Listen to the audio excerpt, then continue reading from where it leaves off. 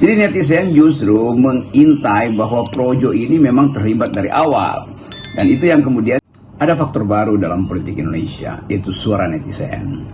Dan bahkan faktor itu menjadi penentu apakah satu kasus itu bisa dijaga supaya terus dalam kondisi yang tidak diintervensi politik. Jadi kasus itu soal judi online misalnya, netizen menjadi pelambang pertama atau unsur pertama di dalam upaya untuk mendesak penuntasan dari kasus ini. Olok-olok misalnya, ya Projo itu artinya pro judi online. Kan itu datang dari kecerdasan sekaligus kecerdikan netizen untuk mendorong kasus ini supaya tidak dipetieskan.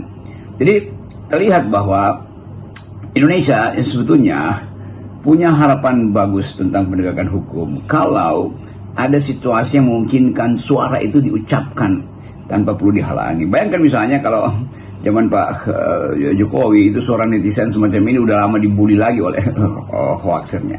Sekarang terlihat bahwa suara netizen itu datang dari kejujuran untuk menjaga supaya proses peradilan terutama kasus korupsi itu dilakukan dengan cara yang beradab, bukan dengan sekedar menjebak seseorang lalu dipaksa untuk dilecehkan namanya tuh karena sensasi politiknya lebih diutamakan daripada substansi hukumnya tuh.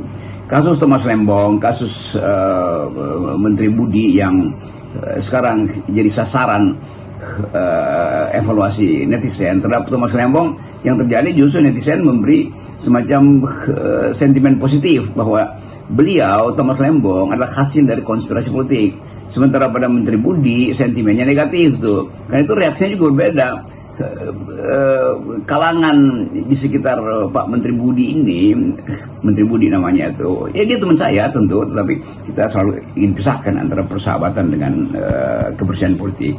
Jadi netizen justru mengintai bahwa Projo ini memang terlibat dari awal.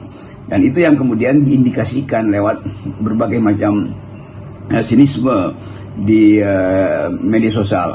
Sementara Lembong justru dianggap sebagai korban yang sebetulnya dari awal nggak ada soal apa-apa, tapi kemudian dicarikan deliknya di situ. Jadi kita lihat bagaimana mata netizen yang sebetulnya bagian utama dari kejujuran berdemokrasi itu harus dijaga supaya kemampuan mata hati netizen ini itulah yang menjadi dasar kita bisa berharap bahwa akan ada keadilan di negeri ini.